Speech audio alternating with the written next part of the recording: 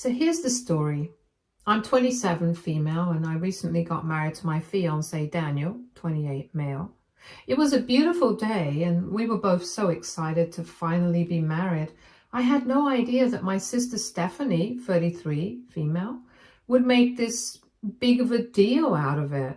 She has been struggling with her love life for a while, and apparently the fact that I got married before her is just too much for her to handle. Growing up, Stephanie and I had a complicated relationship, though I did not realize it at the time. She's 6 years older than me, and while we were close in some ways, Stephanie always had a habit of invalidating me. She was the golden child. She loved being in the spotlight, and I was more than happy to stay in the background. I was quieter and more independent, so I did not compete with her. I thought that kept things peaceful between us. Stephanie's love life has been quite the roller coaster, and it looks like she cannot break free from this pattern of failed relationships. She has been engaged several times before, but none of them resulted in a wedding. Her first fiancé was Mario, 35, male, and they dated for a few years. They looked like the ideal couple at first, but their relationship eventually fell apart. Stephanie was heartbroken when it ended. I was there to support her. I listened to her rant about how Mario was to blame for everything. She kept telling him he was not ready to settle down, that he had changed after the engagement, and that it was entirely his fault the relationship did not last. Then there was Theo, 49, male, who initially came off as a great guy. He was charming, funny, and they really clicked for a bit. It looked like they were on the right track, but eventually things just did not work out. Stephanie was crushed again, but this time instead of blaming Theo like she did with Mario, she told me how unlucky she felt in love. She would say stuff like, "Why does this keep happening to me? I'm just so unlucky. I always end up with the wrong guys."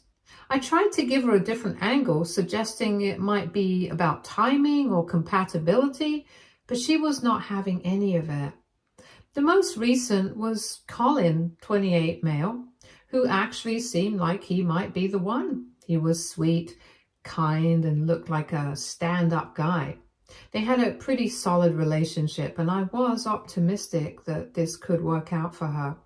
But after a year or so, they broke up. Stephanie was devastated once again, and this time she said, "I cannot believe I invested so much into this. He was everything I wanted, but it just did not work out." Again, it was his fault, not hers.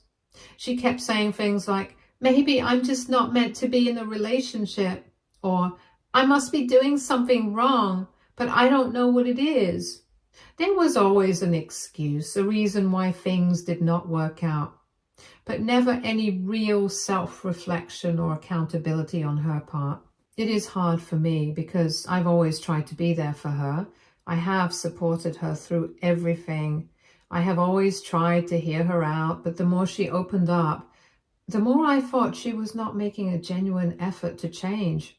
She has been stuck in an endless loop of blaming everyone else for her relationship failures, ignoring the possibility that she should think about her own actions. Going into my wedding, I really expected Stephanie to be happy for me. I thought she would put aside her own struggles, at least for the day, and celebrate with me like any supportive sister would. I thought she would be happy for me. Instead, she acted like it was the worst day of her life. She barely smiled in any of the photos and spent most of the reception sulking in a corner, and left early without even saying goodbye to me. At one point, she mentioned to one of our relatives how difficult it was for her to watch her little sister beat her to the altar, as if my wedding was some sort of competition she had just lost. It was embarrassing and insulting, and I honestly thought she could not bear to see me happy. Instead of being there for me, she made everything about herself and her own feelings. Anyway, after my wedding, things took a weird turn. I started getting these really long texts from Stephanie full of passive-aggressive comments about how I would ruin her life by getting married before her. She kept saying that I didn't care about how it made her feel and that it triggered all of her insecurities. I tried to be patient with her because I got that she was going through something, but it was honestly starting to feel like she was blaming me for her own issues. She even went as far as saying, "You know, I was supposed to be the first one to get married, right? You just had to do it before me, didn't you?" I mean, I get that she's disappointed, but at some point, it felt like she was trying to guilt trip me for something completely out of my control. My whole life, I have been the one she compared herself to. I have had a stable relationship, got a good job, and was able to have a wedding when I wanted to. Meanwhile, she's been bouncing from one failed relationship to the next, and nothing I do seems to be good enough for her. It has always been this way. No matter what I do or achieve, it's overshadowed by what Stephanie is not able to achieve. Then, about a week later, I got an invoice in the mail. It was addressed to me by Stephanie, and it was for $5,000 worth of therapist fees. She claimed that it was the least I could do after causing her deep depression by getting married before her. I was honestly shocked. I've always tried to be supportive of Stephanie, but this felt like crossing a line. To be clear, I did not ask her to go to therapy, nor did I make her feel any sort of way about her relationship status. But somehow, in her mind, my getting married was the root cause of all of her problems. She said that my actions had shattered her self-esteem and that it was my fault she could not move on from her past relationships. I tried to talk to my parents about it. My mom, Margie, 60, female, and my dad, Eugene, 60, male, are really supportive of Stephanie. They've always tried to make her feel better whenever she was struggling with relationships, but honestly, they have coddled her a lot. Every time Stephanie had another breakup, they would rush in to comfort her, telling her that it was not her fault and that someone better would come along soon. But instead of helping her take accountability, it seems to have created this pattern of entitlement. When I told them about the invoice, they were not on my side. They said I was being insensitive and that I was an a-hole for not helping her out. They even went as far as to say that they were reconsidering how they raised me because I was not supporting Stephanie through this. I could not believe it. I tried to explain that this was not my fault and that it was not fair for her to ask me to pay for her therapy. I told them that Stephanie should talk to them about it because they are the ones who raised her and set these patterns of dependency and entitlement. But they just kept defending her, saying that I was being cruel and unsympathetic. The whole thing feels ridiculous, but what really bothers me is how they are treating me now. I've always been the responsible one, the one who was independent, focused on my career, and built a life that I'm proud of.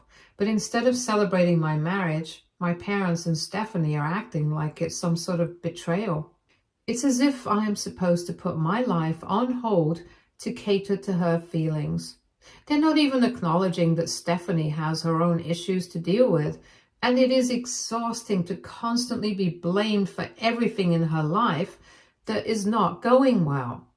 I talked to Daniel about it, and he's just as confused as I am. He told me that if the polls were reversed, he would not even think to ask someone for money for therapy, especially over something as petty as a wedding date. He is really upset about how my family is treating me too, and he says I should not have to apologize or pay for anything just because Stephanie's unhappy. But the problem is my parents keep calling me and making me feel guilty, telling me that they do not want to pick sides. But I can tell they are more on Stephanie's side than mine. It's like they're always prioritizing her feelings over mine. And it is making me feel like I am not valued in this family. Now, Stephanie's still angry with me and my parents are mad at me too. They keep telling me that I need to be more understanding of Stephanie's feelings, but I am honestly starting to feel like no one in my family is understanding me. I have always tried to be there for Stephanie and I still love her, but this whole situation is just draining me. I feel like I have reached a breaking point. I've been forced to deal with all of her drama for years, but now it's like I'm being punished for something I did not do. I'm not going to pay her therapy fees. She needs to deal with her own emotions and take responsibility for her actions instead of blaming me for everything. But no one seems to understand that. So aita for refusing to pay for my sister's therapy fees after she blamed me for getting married before her. Update 1. Hi, here's an update on the situation. Let me start off with something I realized after everything happened. When I started dating Daniel, Stephanie seemed supportive at first. She asked questions about him and acted like she was happy for me. But she would also make small comments like, "Are you sure you're ready for something so serious?" Or, "You're so young, how can you know he's the one?" At the time, I thought she was just being protective. Now I think those comments came from a different place. As Daniel and I got more serious, she started making little jokes about how she needed to get married first because the older sister should go first. I laughed it off, thinking she was not serious, but now I wonder if she really meant it. Stephanie would also say things like, "You're so lucky to have found someone already," or "I wish I could skip the dating part and just find the right guy." I did not think much of it back then, but looking back, I realized she was not as happy for me as I thought. The signs were there, but I did not notice them until it all blew up. Anyways, moving on to what happened lately.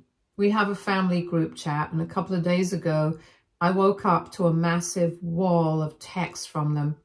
In this message, they basically accused me of ruining Stephanie's life. They started off by saying that my sister has always been there for me, that she's always looked out for me, and that my decision to get married before her was a complete betrayal, according to them. Stephanie has had such a hard time finding love, and by going ahead with my wedding, I stole her spotlight and made her feel even worse about herself. The message went on to say that it was selfish of me to have my wedding at all, and that I should have waited because the right guy for Stephanie was just around the corner. They felt that because I already had Daniel and our relationship was strong, I could have easily waited a few years to give Stephanie time to find someone and have her big moment first. Apparently, it was my responsibility as her younger sister to step aside and give her her turn. I really could not believe what I was reading. They made it sound like I was obligated to put my life on hold simply because Stephanie's relationships were not working out, as if her personal problems were somehow my fault. The entitlement in their message was unbelievable. So instead of taking part in whatever that was, I chose to ignore them. I did not respond and prayed that they would drop it. But of course, they could not tolerate being ignored. Later that day, my dad called me and the conversation was even more infuriating than their message.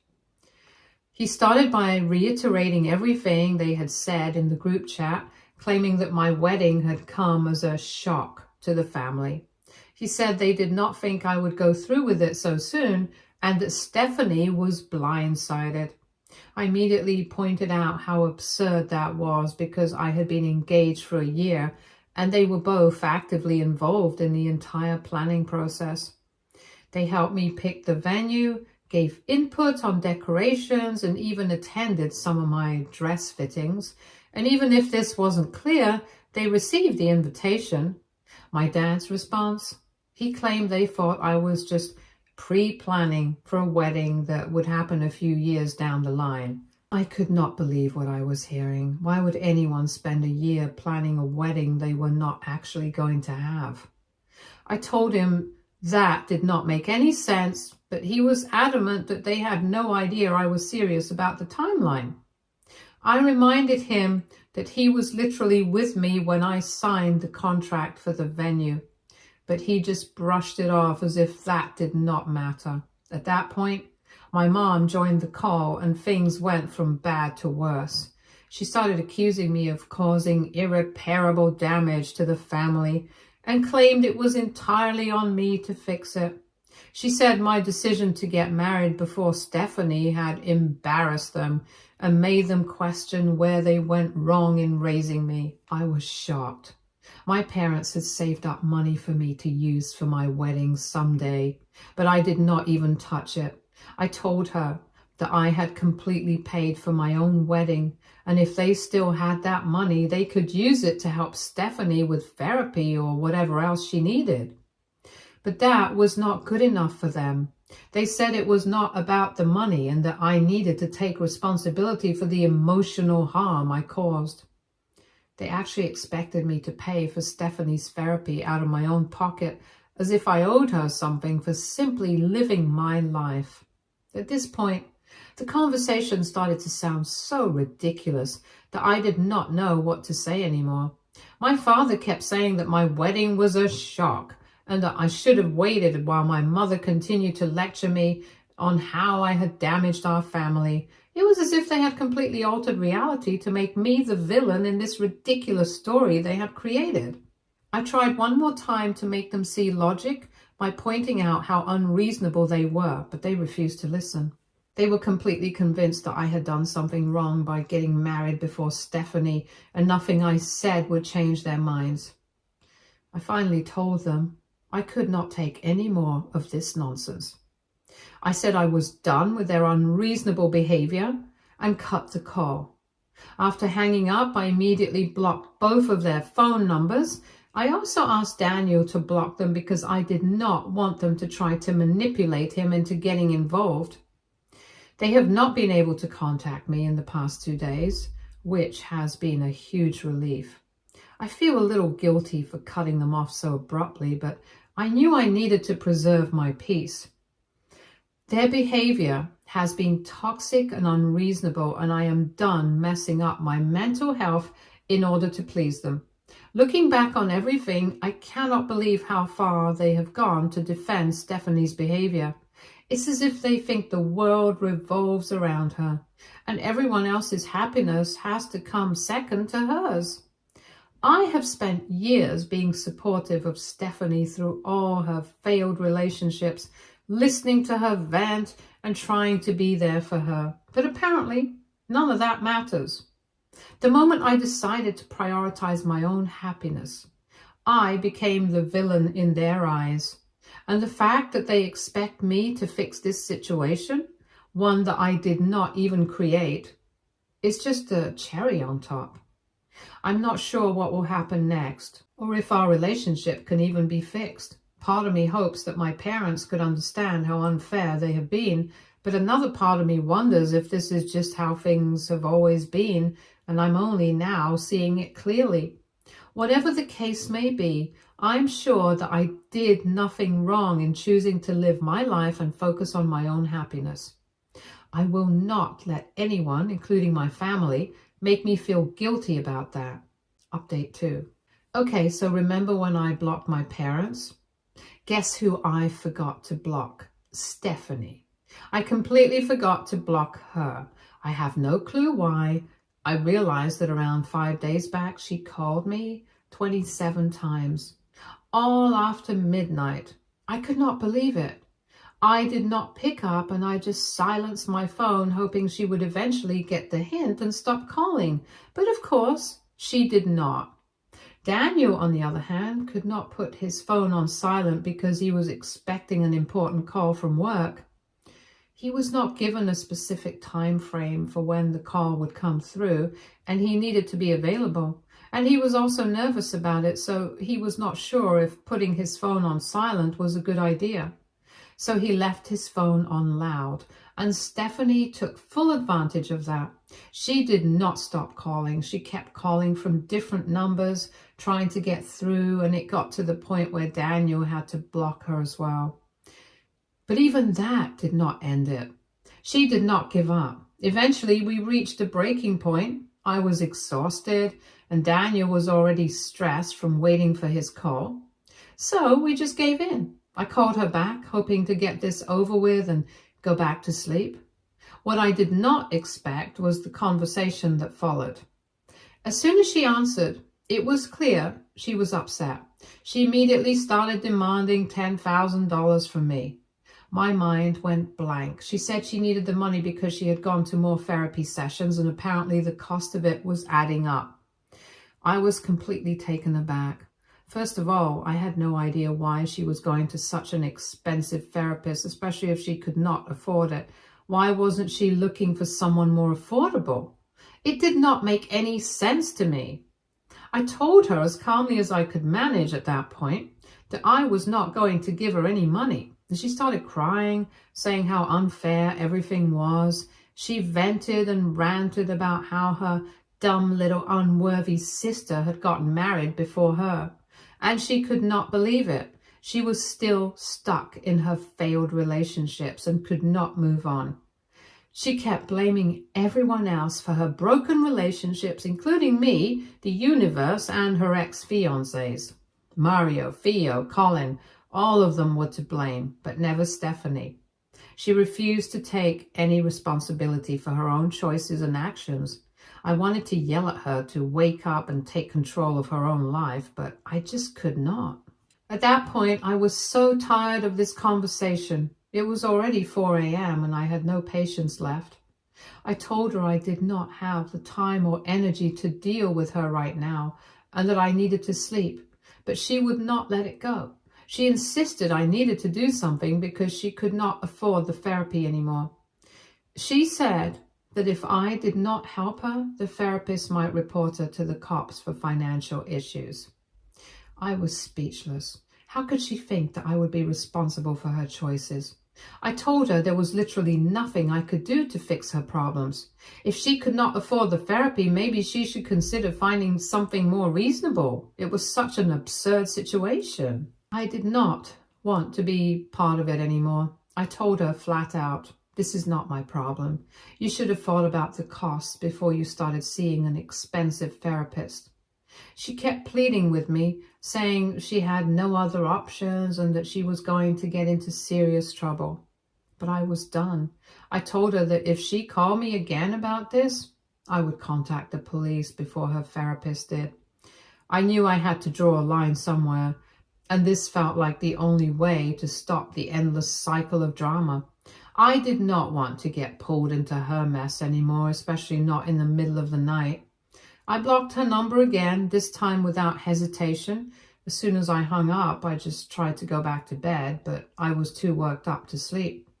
I kept thinking about everything Stephanie had said and how she had placed all the blame on me, on the universe, and on everyone but herself. I had been trying to help her for so long, but no matter what I did, it was never enough.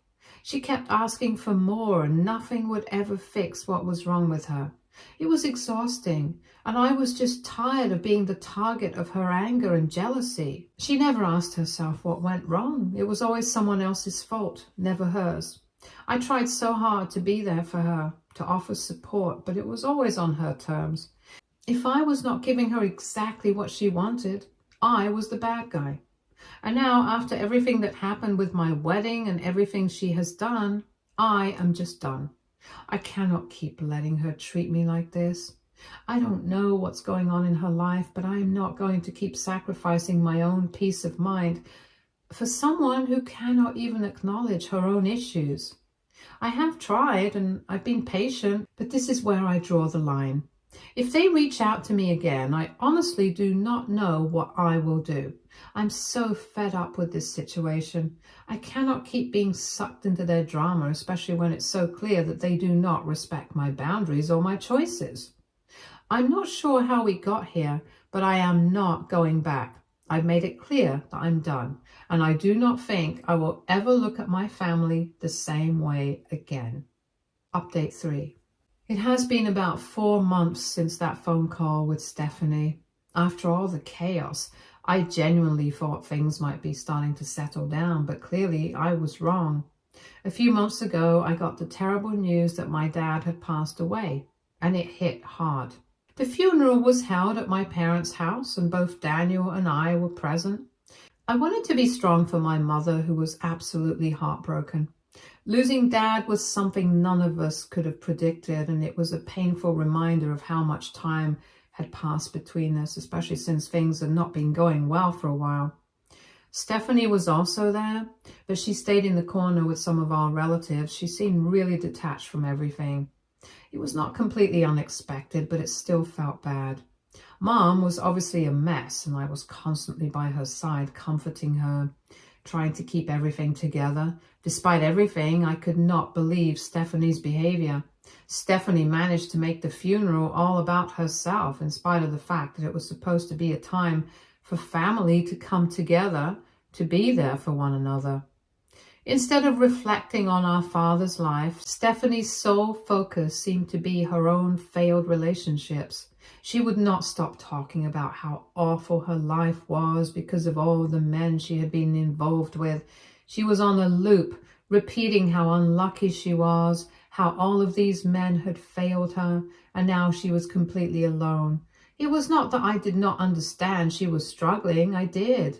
But at Dad's funeral, in the midst of everything, it was just too much. It felt inappropriate, out of place, and completely selfish. What made it worse was that she was not just keeping her thoughts to herself. She was telling anyone who would listen, pouring her heart out to extended family members who, frankly, did not know what to say to her. It was not that they were not sympathetic, but this was not the place or time for her to unload all of her problems. I overheard a few of my uncles talking about her, calling her selfish, saying she was making the funeral all about her. They were right, and it broke my heart. Dad's funeral was supposed to be about honoring him and remembering his life, but Stephanie had managed to turn it into another one of her pity parties. Dad and I did not always get along, especially in recent years, but no matter what, I would never have disrespected him as Stephanie did at his funeral. Even though we had our differences, I still respected him enough to focus on honoring him that day. What hurt the most was that Dad always defended Stephanie, whether she was right or wrong. To see her act so selfishly at his funeral felt like the worst possible thing. After the funeral, it was just Mom, Stephanie, Daniel, and me left at the house. Mom was talking about Dad, trying to hold herself together as best she could. I could see how hard it was for her, and I wanted to be there for her, to let her talk and share memories of Dad. But once again, Stephanie could not stop talking about herself. She started complaining about how miserable her life was, how all the men she had been involved with had ruined her, and how her life had no meaning, and I had just had enough. I do not know what triggered it, but I snapped. I called Stephanie out right then and there. I told her she had no right to make this day about her. It was my dad's funeral, and she was acting like it was just another chance to complain about her life. I said some things I should not have, but I could not keep it in any longer. It was like everything that had been building up over the years, her selfishness, her lack of accountability, the way she had always expected me to take care of her emotional mess, just exploded. To my surprise, Mom did not take Stephanie's side. She did not say anything, but she gave Stephanie this look, this expression of pure disappointment that I had never seen before. It was almost like she was finally seeing Stephanie for who she truly was, not the victim she always portrayed herself to be. And then, without another word, Mom just quietly went back to her room. Stephanie did not know how to handle that, so she started screaming at Mom, demanding that she defend her. I could not stand it anymore. I told her to stop, to back off and leave Mom alone because she was going through enough. It was not just about Stephanie anymore. The confrontation did not end well. Stephanie was crying by the end of it, but honestly, I did not feel bad. She deserved it. She had been selfish and completely inconsiderate of the fact that we were there to mourn Dad. Instead of showing any empathy or respect, she had made the day about her and could not let that slide anymore. I had tried so many times to support her, to understand her, but at this point, I could not keep letting her make everything about her own struggles. I was done. It has been about a month and a half since that day, and Stephanie has been quieter. She has not made any dramatic phone calls or sent any more messages.